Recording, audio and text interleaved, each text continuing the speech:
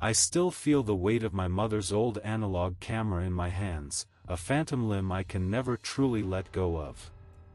That day, standing beside the Winnebago, I cradled it like a sacred relic, the worn leather strap cutting into my palm. Memories flooded back to me, each click of that shutter echoing through time. I remember Michael's excited grin as he laid out the maps of Arkham Forest Park across the picnic table, pointing at the no-go zones with a glint in his eye. "We have to check out this area," he urged, his finger hovering over a shaded region marked with ominous warnings. The tension in my chest tightened. "Are you sure that's wise?" I countered, my voice sharp with a fear that wasn't just for the legends of the pale walkers lurking there but for our fractured friendship as well. The stakes felt high. This trip was supposed to be a balm for our battered bonds, yet Michael's reckless enthusiasm threatened to unravel everything. As I stood there, inhaling deeply, I can still smell the damp earth and pine needles from that first morning, a scent that used to bring me comfort but now served as a trigger for dread. Each breath filled me with nostalgia but also apprehension about what lay ahead. My heart raced as I replayed our arguments leading up to this trip, Michael's insistence on exploring forbidden territories clashing with my desire for safety and familiarity. I made a silent promise to my mother's memory that this trip would somehow make everything right again, captured through her lens. Perhaps we could stitch together what had frayed between us. As twilight began to blanket the forest in deep hues of blue and purple, I glanced around at my friends gathered near the campfire, laughter mingling with crackling flames. They seemed oblivious to my inner turmoil. "Come on. Let's film something," Ethan shouted over the fire's roar, brandishing the handycam like it was a beacon of hope in our turbulent sea of emotions. He caught my gaze and smiled widely, urging me to join them in their jovial spirit. With each step towards them, I felt the familiar warmth begin to seep back into my bones. The shared jokes and stories began knitting together our frayed connections. As Ethan started recording us laughing at silly inside jokes and recalling shared past adventures, I allowed myself a moment of respite from anxiety. "All right. Who's going first?" Lily asked playfully, her eyes sparkling in the firelight. I watched Chris shake his head with feigned reluctance before he finally agreed to share his own legendary encounter with an elusive raccoon that had rummaged through our late-night snacks during last year's camping trip. Their laughter was infectious. For a brief moment, I allowed myself to be swept up by it all. But then I heard Michael's voice rise above theirs, a tone laced with mischief as he suggested we venture deeper into Arkham Forest after dark to explore those no-go zones he had pointed out earlier. My stomach dropped at the thought. "Are you serious? You want us to wander off into those woods?" I blurted out before even thinking it through. "Come on. It'll be an adventure," he insisted with an edge of excitement in his voice that sent chills down my spine. "No way," Chris chimed in hesitantly. "What if we run into something weird?" "That's part of the fun," Michael countered, determination etched across his face like some wild spark ignited within him. At that moment, frustration bubbled inside me as they began discussing potential encounters as if they were planning an amusement park visit rather than delving into potentially dangerous territory. My heart raced, not only for their reckless enthusiasm but also from fear of losing what little harmony we had managed to reclaim. "I made plans for us tonight," I interjected firmly, breaking their banter like glass shattering against stone. "Let's stay here by the fire." But it was too late. They were already caught up in visions of adventure beyond the flickering flame's embrace. The laughter faded slightly as uncertainty settled into their expressions, yet Michael remained resolute. "You don't have to come if you don't want to," he said coolly while raising an eyebrow defiantly at me. My pulse quickened again. Did he truly not understand how fragile everything felt? In that moment of silence between us, filled only by crackling logs and distant rustles, I saw clearly what was at stake, not just our safety but the very core of who we were becoming apart from each other. I clenched my fists tightly around that camera strap resting against my heart, a symbol for all those moments locked away within its dusty frame, and suddenly knew what needed to happen next. Without hesitation, I turned toward Ethan and Lily. "We should all go together," I stated decisively, surprising even myself with how firm my voice sounded now. "If we're going into those woods tonight, then we do it together." Their expressions shifted instantly from hesitation back toward excitement as Michael nodded slowly, perhaps realizing then how vital unity was amidst any kind of adventure we might face ahead. As we gathered our flashlights and gear beneath swirling stars overhead, my resolve began solidifying like ice forming upon glass. I silently vowed that whatever awaited us within those shadows would not sever our bonds further. Instead, it would bind us tighter than before, or shatter everything completely under its weight. With every step taken away from our campfire glow and deeper into Arkham Forest's embrace, a sense of foreboding crept alongside us like a shadow. It dawned on me just how much this night could change everything. And yet somehow, I felt ready for whatever came next. The deeper I drove into the misty embrace of Arkham Forest, the more I sensed an overwhelming silence enveloping us like a thick fog. It swallowed every sound, every crackle of leaves beneath our tires faded into an eerie stillness. My heart raced as if it could sense the foreboding atmosphere, each thump felt like a warning bell echoing through my chest. I glanced at my friends, their expressions shifting from excitement to apprehension, and that shift only tightened the knot forming in my stomach. As we parked beside the abandoned mill, a chilling breeze swept through the clearing, rustling the tall grass like whispers from forgotten souls. "Let's get those cameras set up," Michael suggested, his voice filled with confidence that almost felt misplaced given our surroundings. I took a deep breath and nodded, trying to absorb his enthusiasm. My hands trembled slightly as I pulled out our remote cameras from the storage compartment. The cool metal sent a shiver down my spine. Moving methodically, I positioned each camera around the dilapidated structure, taking note of every shadow and crevice that seemed to hold its breath in anticipation. The air was damp and heavy as I fumbled with the equipment, my fingers numb from the cold. I tried to focus on tightening screws and adjusting angles while suppressing my unease about venturing into this forsaken territory. With each camera placed strategically for maximum coverage, I couldn't shake off the sensation that something was watching us. The silence persisted like an uninvited guest at a party, unsettling and persistent. Suddenly, an unsettling scraping sound crackled through our audio monitors, slicing through the stillness like a knife. My skin prickled with goosebumps as I strained to identify its origin but came up empty-handed. "Did you hear that?" My voice came out as a whisper, barely audible over my own heartbeat. Ethan looked up from his task by the portable stove where he brewed coffee for everyone.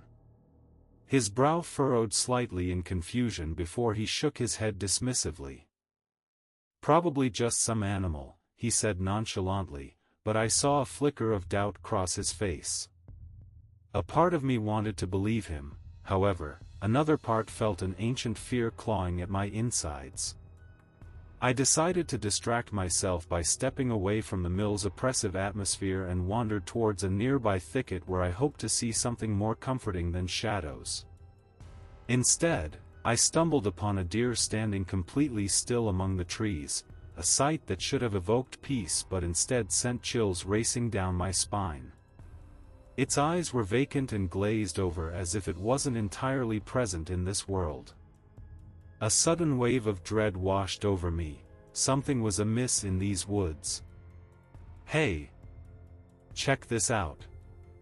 Lily's cheerful voice broke through my spiraling thoughts as she waved me back towards our gathering spot by the mill. She was holding a steaming cup of coffee that Ethan had prepared with care, the rich aroma wafted through the air like a balm against my growing anxiety.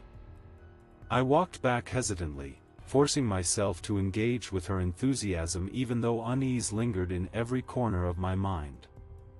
"What did you find?"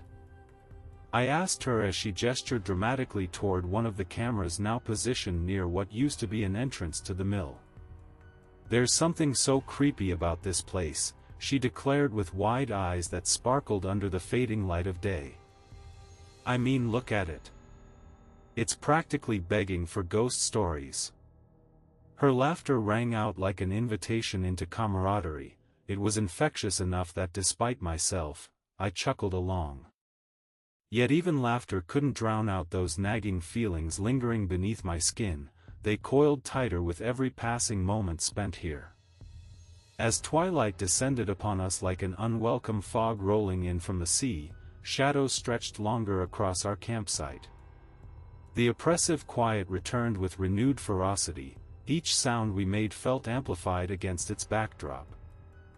I busied myself brewing another round of coffee at Ethan's request while trying desperately not to give in to paranoia creeping steadily closer around me like vines choking life from everything they touched.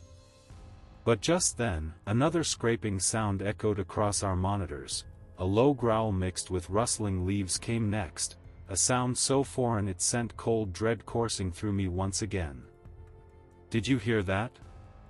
Chris asked suddenly, his voice shaky but resolute as he leaned closer toward me over steaming mugs of coffee shared between us all.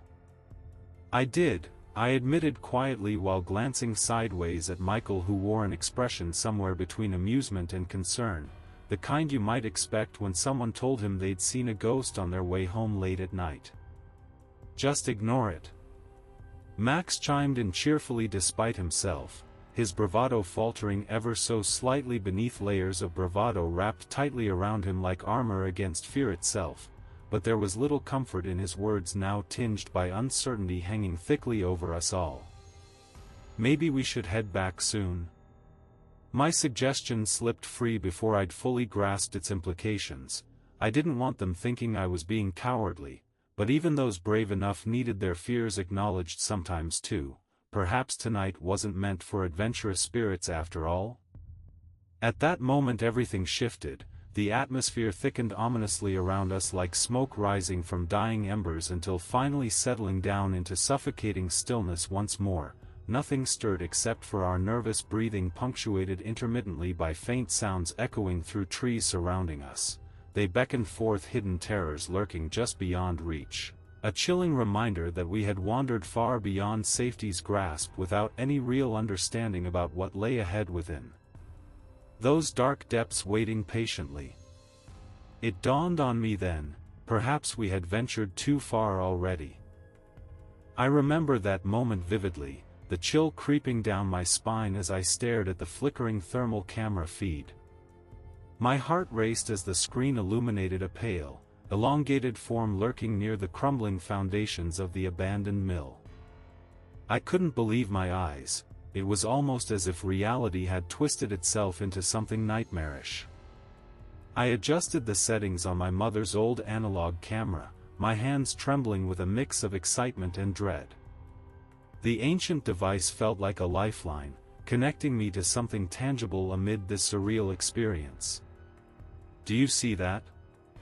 I gasped, barely able to contain my voice as I turned to Michael beside me.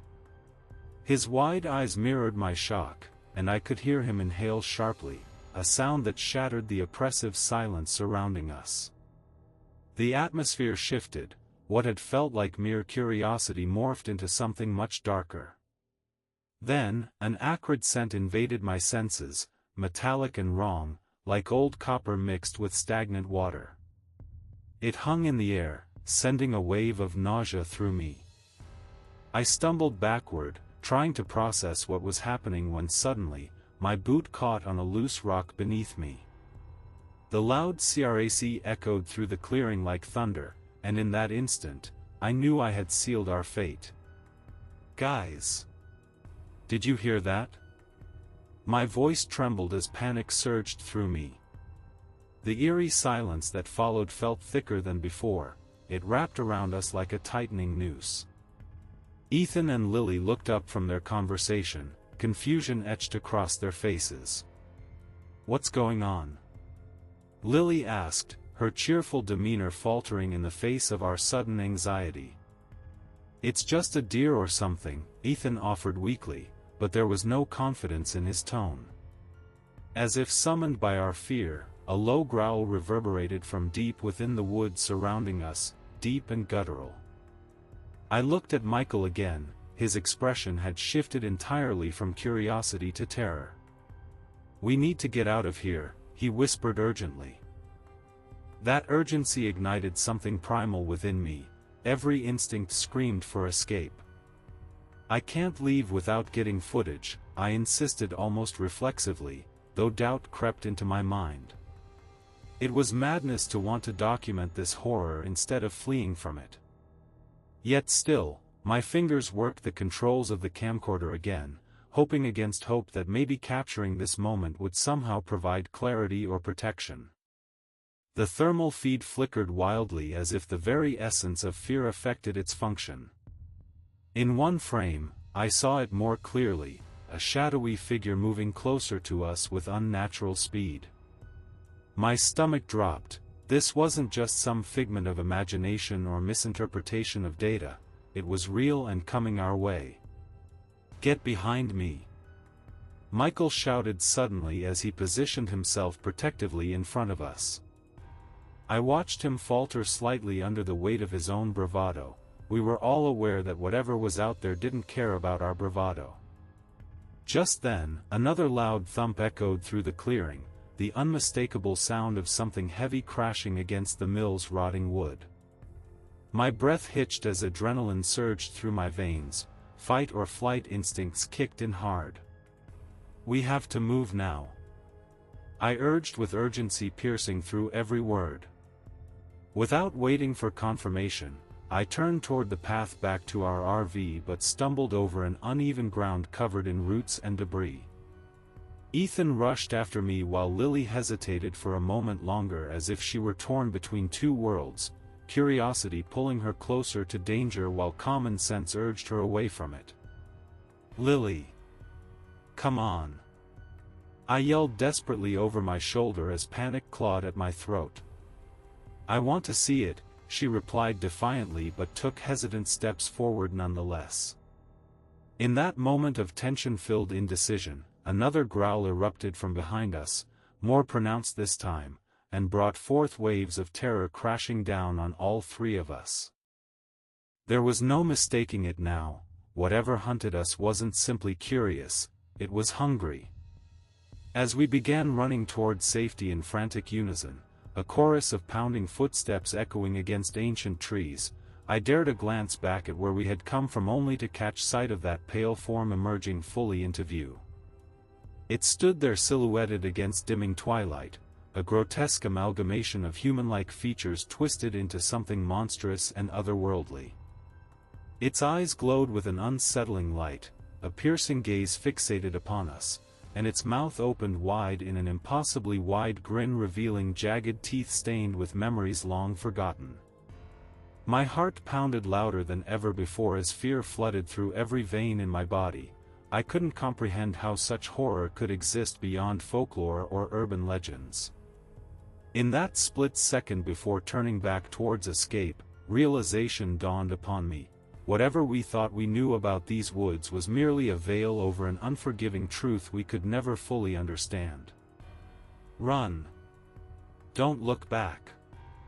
My voice rang out above all else, a desperate plea driven by primal instinct, but deep down inside lurked an ominous understanding. We weren't just running from danger but toward an unknown fate entwined with darkness unfolding all around us. The forest closed around us like hungry jaws eager for more prey. My lungs burned with exertion as branches scraped against my skin while laughter echoed eerily behind us like ghosts celebrating impending chaos. Suddenly everything shifted again, the atmosphere thickening even further until breathing became labored and heavy, my feet barely keeping pace with those racing hearts around me. We dashed forward into shadows cast by towering trees while determination pushed each step onward despite growing despair gnawing relentlessly at sanity. We were not alone anymore. I ran, my lungs burning with each frantic breath, the rustling sound of their silent pursuit a constant, terrifying symphony behind me. The darkness pressed in like a suffocating shroud, and every shadow loomed larger than life. My heart thundered in my chest, its rhythm matching the desperate pounding of my feet against the forest floor. I stumbled over roots and rocks, my mind racing with fear and confusion as I fought against the encroaching dread that had woven itself into the very air around me. At that moment, I tried to contact Michael on the radio, gripping it tightly as I pressed down on the button. "Michael? Are you there, for real?" My voice trembled under the weight of static, swallowed by the oppressive silence that surrounded me. No response came, only my own breath echoing back at me as I continued my desperate flight deeper into the forest. Then I broke through a thicket and stumbled into a clearing that seemed impossibly serene after the chaos I had just fled. But as I looked around, my stomach churned at what lay before me, a chilling collection of old, moss-covered belongings scattered like forgotten offerings. Backpacks lay haphazardly among overgrown ferns, their zippers half open as if their owners had left them in haste. Tattered clothes fluttered on branches like ghostly remnants of lives once lived here. I stepped closer to examine one of the backpacks. It was soaked in dirt and age. My fingers traced over its surface, feeling an unsettling sense of abandonment wash over me. This wasn't just a place where hikers had come and gone, something darker lingered here, something that made my skin crawl. As I turned to leave this eerie display behind me, something caught my eye, a flash of fabric snagged high up on a branch. My pulse quickened as I recognized it, Michael's torn Arkham Forest Park hoodie hung there like a banner of despair. It was far too high for any normal animal to have reached. Dread settled in my gut as panic surged anew. What had happened to him? Where were my friends? My mind raced through possibilities as I scanned the area for any sign of life or movement. That's when I saw it, my mother's camera lying near the base of an ancient pine tree. It rested there almost deliberately placed like a morbid lure meant to draw me closer. The familiar weight of nostalgia mixed with fear gripped me as memories swirled around us, the way she used to capture moments that felt fleeting yet significant. I knelt down to retrieve it, fingers trembling as they brushed against its cool surface. Gripped by an overwhelming sense of foreboding, I hesitated before lifting it up. Could this piece of equipment hold answers? Or would it only serve to deepen our horrors? Just then, a low growl reverberated from somewhere beyond the clearing, a deep rumble that clawed at my sanity and sent shockwaves down my spine. My instincts kicked in again. I couldn't linger here any longer.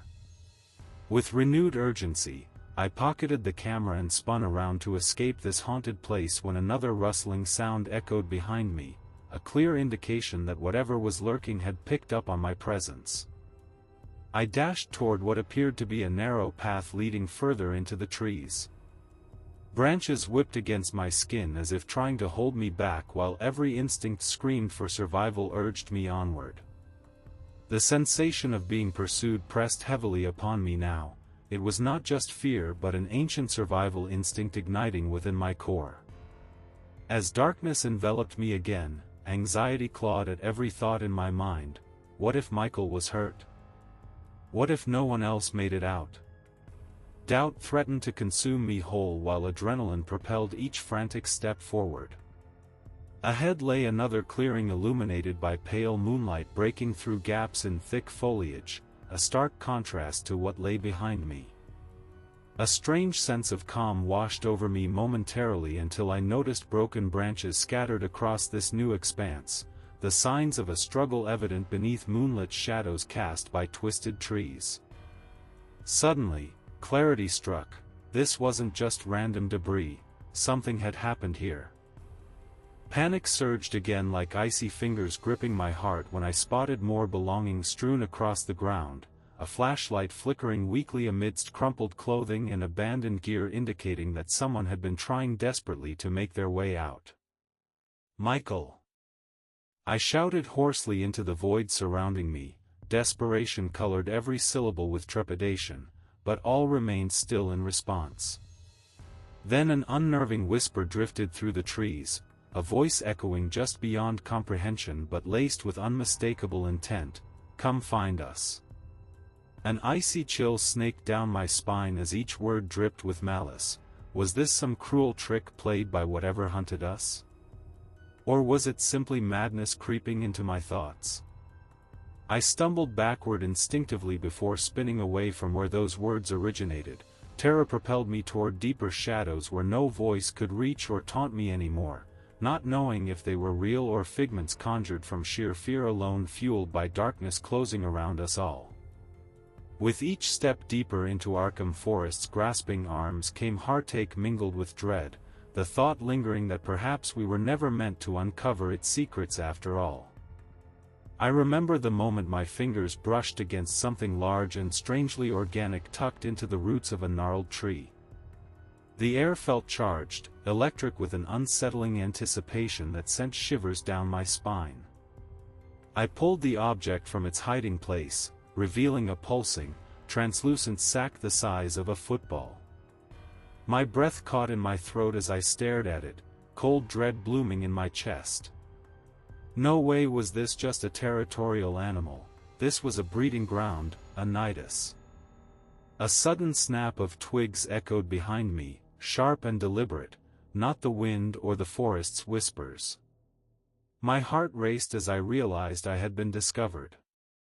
Panic surged through me, igniting every instinct to flee.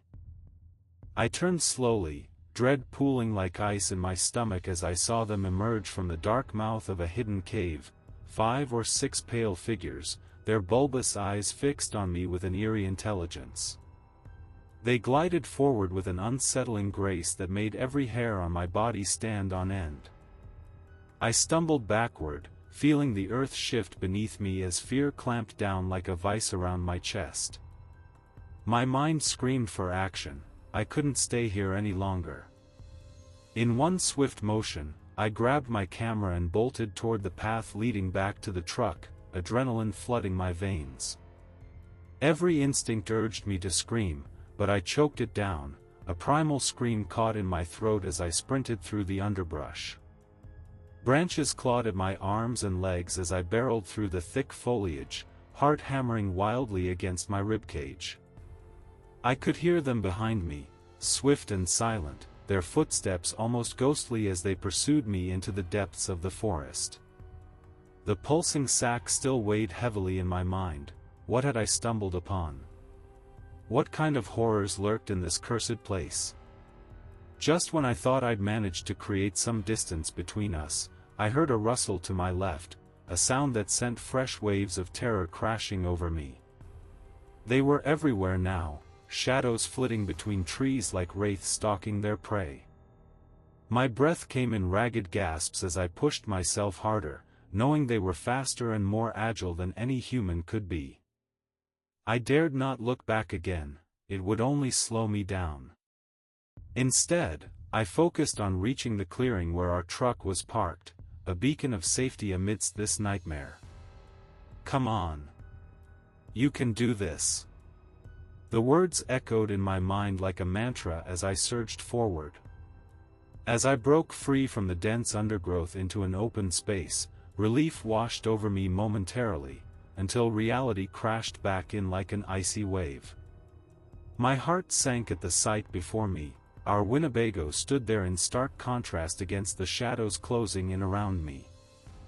But it wasn't just that, something felt off about it, like it had been altered by forces beyond comprehension. Then came another noise, a low growl that reverberated through the air like thunder rolling across the mountainside. Terror flooded back into my veins and spurred me into action once more, no time to hesitate. With raw determination fueling each step, I dashed toward the truck. The key fumbled in my clammy hands as panic threatened to overwhelm me again. Where was Max? Where was everyone? My breath quickened further when realization hit. I was alone in this haunted expanse of wilderness filled with those grotesque figures closing in on all sides.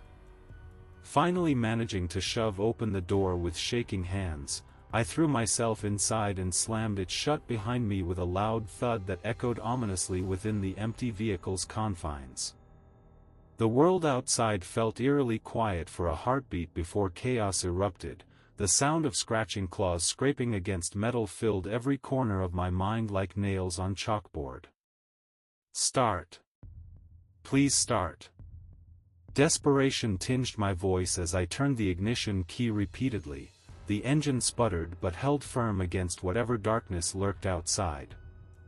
Out of nowhere came another sharp crack, this one much closer than before, and terror clawed at every thought running through my head. What if they got inside? What if they knew how to open doors?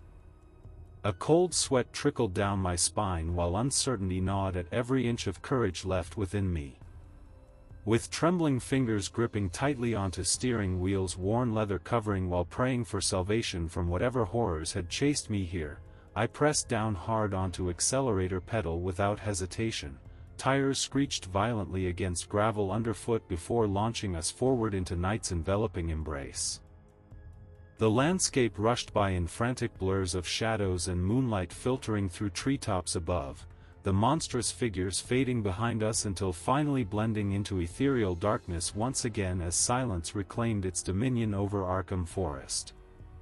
At that moment though, heart racing wildly, I knew nothing would ever be truly normal again after facing whatever nightmare lay hidden within those woods. I sat in the booth of a small diner on the outskirts of town, its plastic upholstery cracked and faded. The fluorescent lights buzzed overhead, casting a harsh glow that felt at odds with the creeping dread still clinging to me like a second skin. I stared down at my plate, where a cold burger lay untouched, the bun slightly soggy and the meat dull as ash in my mouth. The familiar smell of fries, greasy and warm, wafted from the kitchen but did little to comfort me.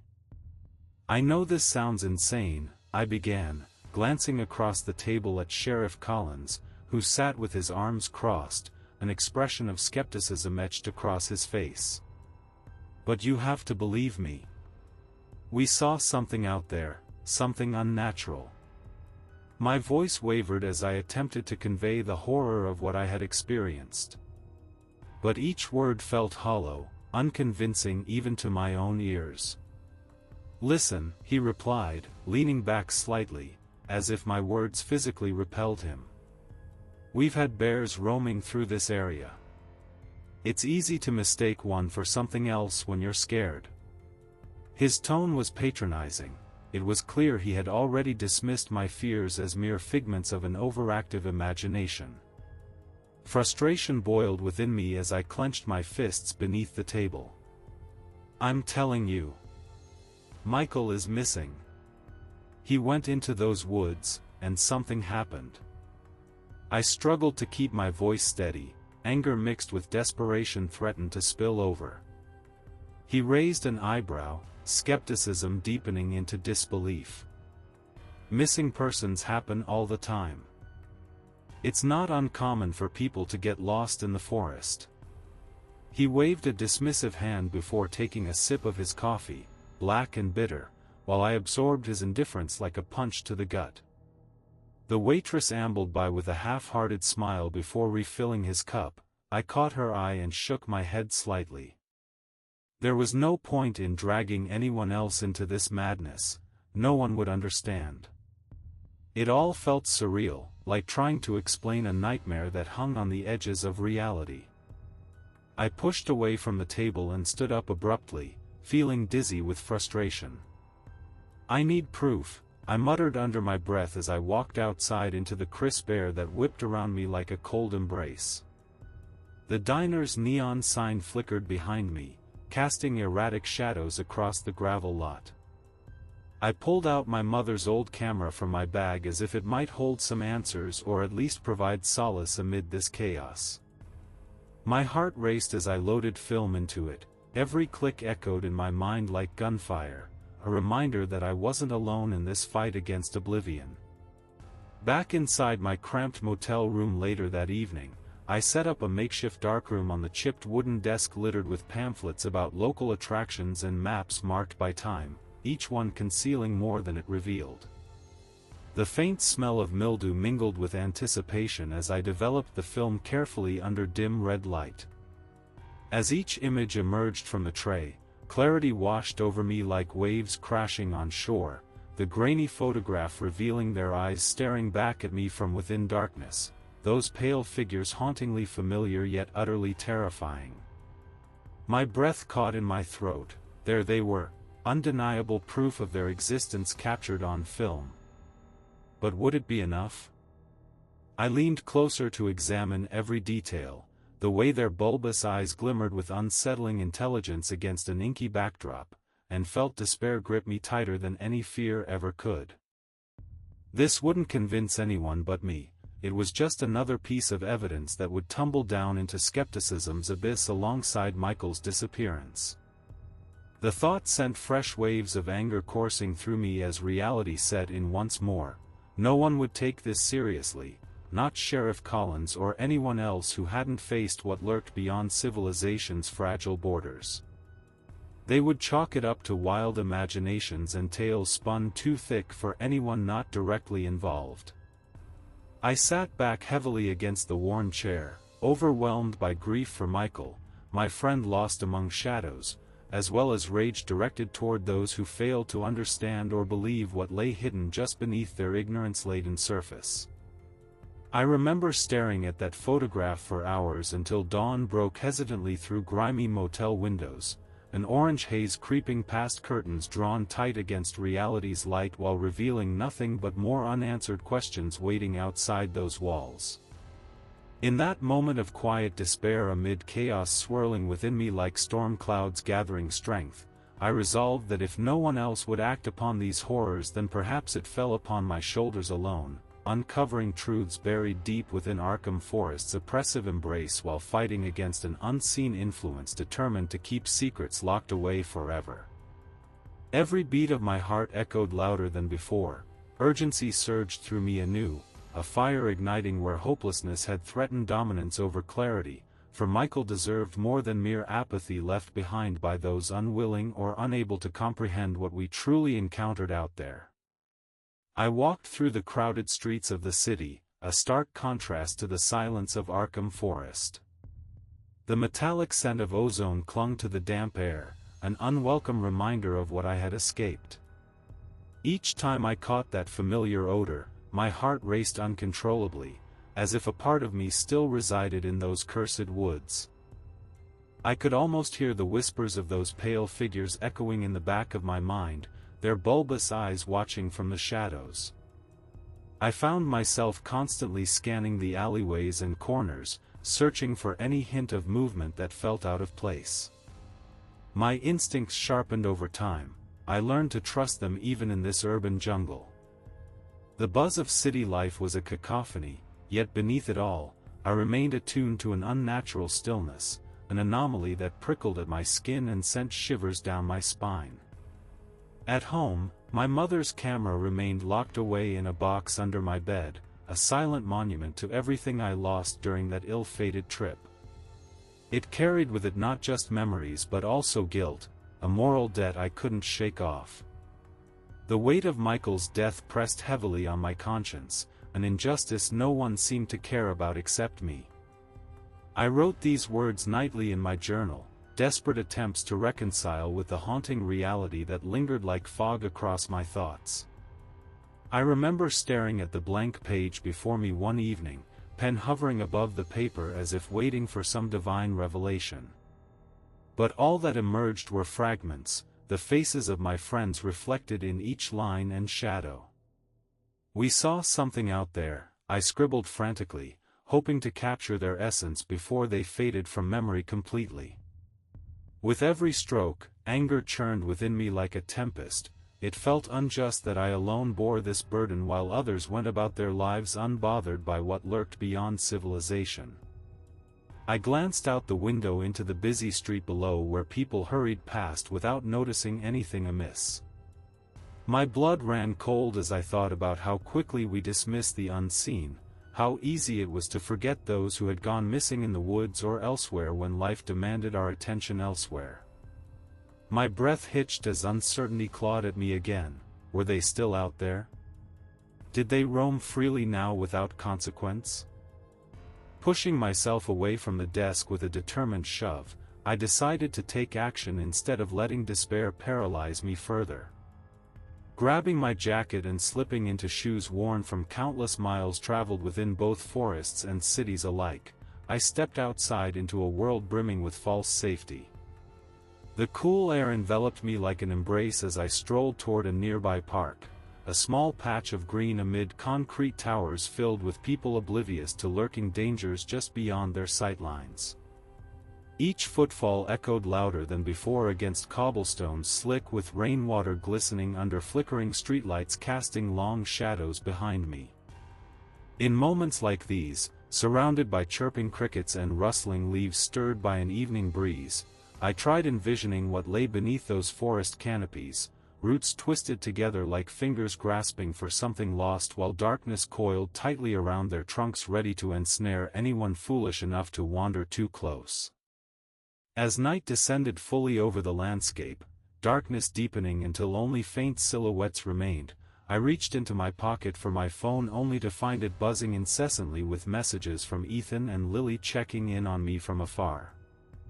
My heart swelled slightly knowing they cared but also tightened painfully at how distant we had become since our fateful adventure together. "I'm fine," I replied quickly despite feeling anything but, each keystroke imbued with layers of unresolved tension, and perhaps guilt, that would never fully dissipate no matter how many times we tried reaching out across miles separating us now. Just then, a jolt surged through me as flashes of movement caught my eye near a cluster of trees bordering the park's edge, something pale glimmering against shadows deeper than night itself. My pulse quickened again as fear gripped me once more. Was it merely an animal or something altogether different? Without thinking twice about consequences or logic, I raced toward those woods once more driven by an insatiable need for answers and closure alike. Each step brought back memories too vivid to ignore as branches snagged at my clothes while twigs snapped beneath weighty footsteps echoing around me like sinister laughter teasing from beyond sightlines obscured by density growing thicker ahead. At last bursting through thickets into another clearing reminiscent yet foreign compared with earlier experiences, the moon hung low casting spectral light across remnants scattered upon forest floor. Broken backpacks strewn about haphazardly whispered secrets left behind by others who hadn't returned home either. My heart dropped as dread washed over me anew. Could there be connections between past disappearances and our own harrowing encounter? Those figures were relentless. They thrived on fear feeding off uncertainty until nothing remained but echoes lingering long after silence reclaimed its territory. Yet within anguish thrummed determination igniting my resolve deep down inside. Michael deserved justice even if no one else cared enough to look past conventional explanations. Resolute steps led deeper into darkness illuminated only by silvery moonbeams cutting through foliage above while trepidation clawed relentlessly throughout every fiber coursing through veins laden heavily under weighty truth finally demanding acknowledgement instead escaping into oblivion. Finally coming full circle back where it all began, I understood then that awareness must accompany responsibility lest horrors remain unchecked forever hidden among shadows creeping closer every day leading inevitably toward chaos waiting patiently just beyond sight. And so here I stand bearing witness, to keep watch over what lies beneath.